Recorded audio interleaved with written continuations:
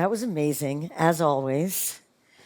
Thank you, Angela, for everything you do and everything you've done to support me and all of my teams through all the years.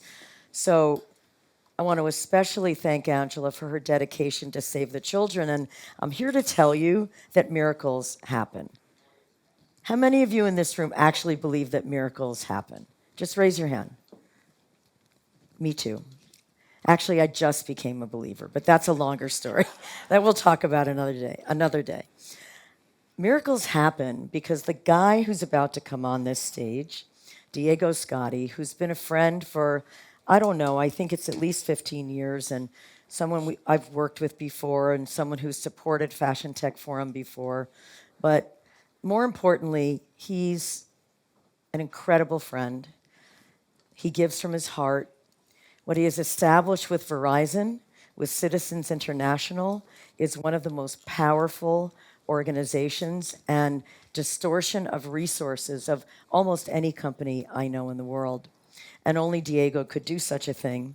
So the three pillars, by the way, for Citizens Verizon are, I want to get this right, digital inclusion, climate protection, and human prosperity. And it's all in the real notion of responsibility in business, which they'll be talking about today. But the miracle is that we committed early on, we sort of bribed Angela to come back to our stage, and I said, you know what, we'd like to make a donation to save the children. Would that get you back? And she was like, absolutely it would. And, you know, we're a small business and can only do what we can do. So we needed somebody to match those funds. I never had a chance to ask Diego because actually, I don't know, about a week ago, he said, Karen, FTF is coming up. Is there anything I can do to help you?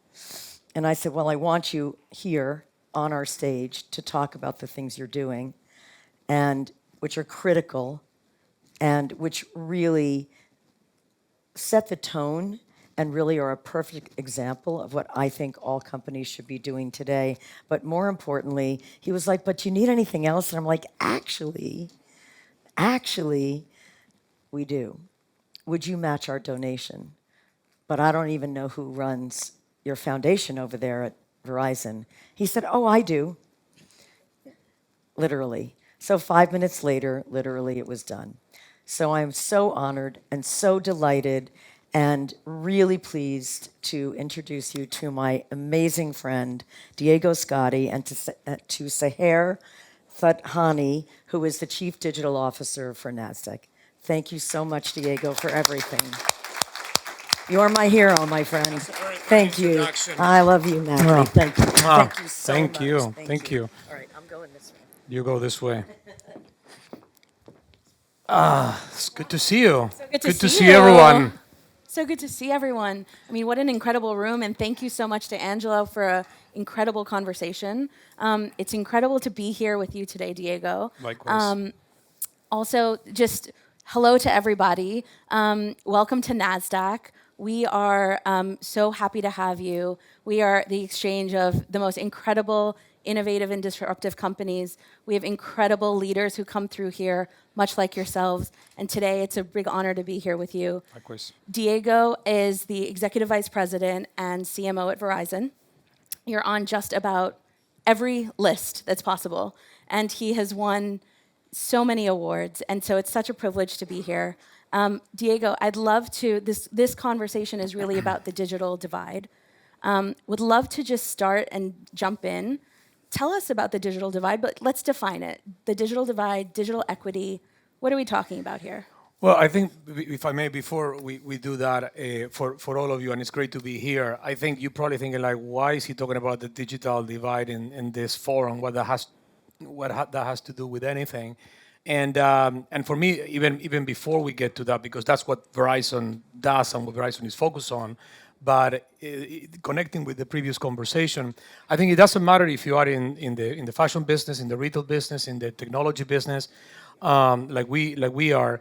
The critical element is to think about this issue of social responsibility and what we do for the world and for the communities that we serve in, not as philanthropy, and that was a big shift that we did 5 years ago, but to think about that in the context of your strategy. What do you do? Make it, instead of philanthropy, put it right in the center of your strategy and start to think about how the impact that the company has on the world connects with everything. And that is, it was really a big change for us, and that's one of the messages that I want to leave you with, because all of a sudden it's not about now just writing checks to, kind of like give money to organizations, but put all the resources of the company, the capabilities, the expertise, and the talent of the company to the service of doing better for the world. So for us, we started with what we call Citizen Verizon, that's our overall umbrella program to support the communities that we live in, and it's a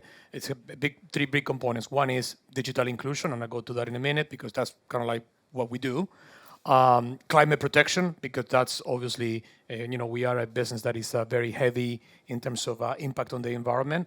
And the third piece was human prosperity, which is all about how do we help not only our employees, but also the communities that we serve to be better prepared for the future. Digital inclusion is one of those topics that people don't talk a lot about. Yeah. But if I tell you this statistic, you will think probably that it's very interesting that a third of the people in the world still don't have access to connectivity in this day and age. And by connectivity, I mean, mobility, broadband at home, et cetera, et cetera, et cetera. It makes Now, you wonder, right? Because everyone is holding their phone. People have multiple phones. They're all connected to the internet. And so even within the US, there's so much lack of access, lack of affordability to broadband. It's a big problem, because if you think about it, like with people working remotely from home or Yeah. otherwise, getting access to telehealth, banking. I mean, it goes on and on. I mean, we don't realize when we live in the big cities, sometimes what the lack of access is, but it's big. It's a big problem in a lot of places in the U.S. And then you have areas of the world. In Africa, for example, 50% of the population don't have access, even close to have access to this type of connectivity. And when I mean connectivity, I mean like basic connectivity, either at home or a cell phone. And what it will cost to actually solve for this is something like $2 or $3 trillion.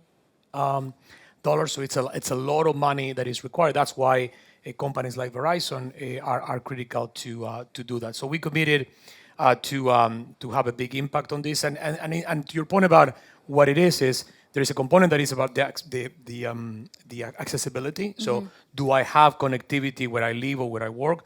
To affordability, a lot of people might have the ability to connect, but they cannot afford it. That's why there are a lot of programs that we do to even provide free access to people that really need it. Then it's the applications that people need to actually do things with, and then it's the advocacy. Like a lot of the work that we do is also with the government to make sure that people really get the access that they need. So the digital divide, it's not a new topic, but with the pandemic, it became so much more in the forefront because so many more people were working from home, learning from home, just in the U.S. What has the last couple years, like what sort of advancements have been made? There was a really big infrastructure bill that just got passed. Everyone is calling it a once-in-a-generation infrastructure bill, really because of the ability to make a difference in this broadband space with public-private partnerships. Like, how has the last couple years really given light to what's going on? Well, I tell you, obviously, everybody knows with so many people, working remotely, this has been a major shift. We even have seen in the last few years, just by following the usage of the network in the country, how people have moved around and is using it, differently. But I tell you, the biggest issue, and it's where we are focused on, is the younger generations. You probably, it's not very obvious, but the ones that lack the most in terms of connectivity is kids, high school students, and in particular the educational system, that especially in underprivileged communities, they have very little access to education with technology. Now, we've been for the last 10 years run a program that we call Verizon Innovative Learning. And I tell you what it is because I'm not only proud, I didn't start it. That was already, when I came into Verizon, something that the company started. But what we basically do is we go to underprivileged areas in the country, and we basically take high schools or Title I schools, and we ask them to commit for 2 years to a program that gives every student a tablet or a computer, the connectivity, so the internet service for that computer or tablet, and then we basically train all the teachers with a curriculum to teach using technology. And I tell you, some of the stories when we started to look at what happened with these kids before we created the program, we hear stories that were heartbreaking because they were like, for example, kids that were doing their homework in their parents' cell phones. That they would say, like, my fingers hurt by the time I end up writing an essay because they just didn't have the connectivity. Or even at the beginning, where we had to actually get cells, like cellular cells in buses, so that in school buses, so we would ask the school districts to park the buses outside the schools, so then the kids can actually go and do the homework around the bus and get the kind of like Wi-Fi connectivity. Really, things that you wouldn't believe that in this day and age would happen. And here in the U.S. And this I'm talking about. It's all in the it's all in the U.S. It's in the Bronx. It's in Philadelphia. It's in Chicago. It's in L.A. This is happening all around the country, and we have 600 schools to date, 3 million kids that have gotten access, to this program. And in this day and age in which everything is flaky and people work for the headlines sometimes more than other things, we've been able to do this program for 10 years, which is something that I can't believe. And I brought a video that I think one thing is me talking about it, but showing you the impact and this is our stories. There are hundreds of stories like this one. So let me show you.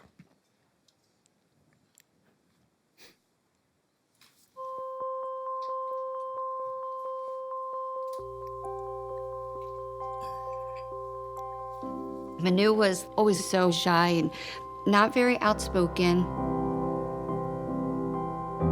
America में आया कि बच्चों के लिए growing up, always like so quiet.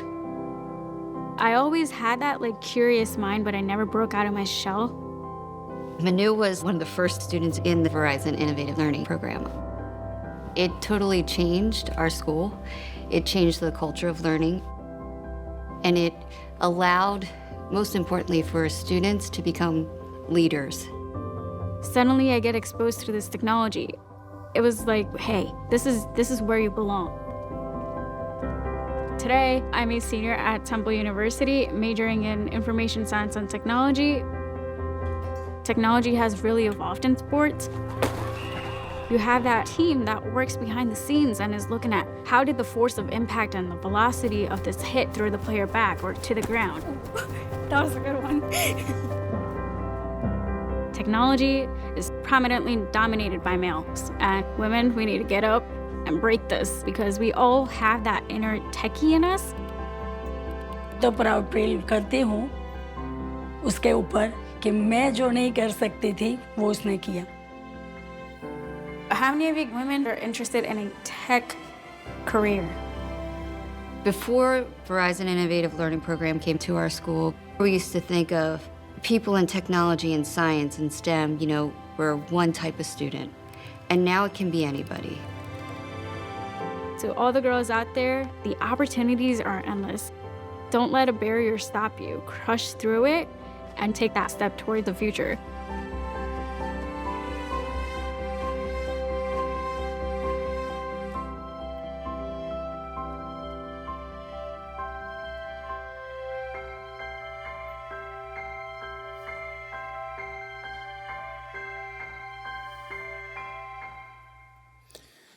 So, Very inspiring.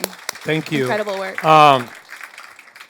I think it's interesting what the video says, that ultimately with these kids, if they don't get this access now, forget about doing the homework or learning how to use technology, is that they won't be part of the workforce in any meaningful way in the future. So that means, millions of kids that they won't be able to get access to having a job that will pay enough and succeed in the future. So everything is connected with It's everything. all connected. You know? And it's all for, we need to figure this out for an inclusive Absolutely. experience. Absolutely. So we're at Fashion Tech Forum.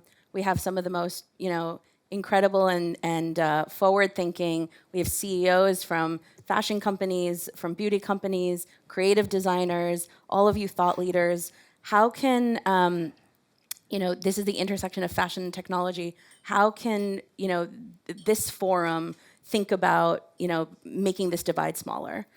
Well, I wouldn't just only talk about the digital divide, but more about talking to all of you that are leaders in your businesses and in this industry, which is, it doesn't matter how big or small your company is, you still touch so many people. And, for Verizon, I always feel a huge responsibility because, we are a, I don't know, $300 billion company. So, we better be doing something good for the world, given that we are also, a big corporation. So we have a big responsibility. But we all do, no matter how big our organizations or companies are.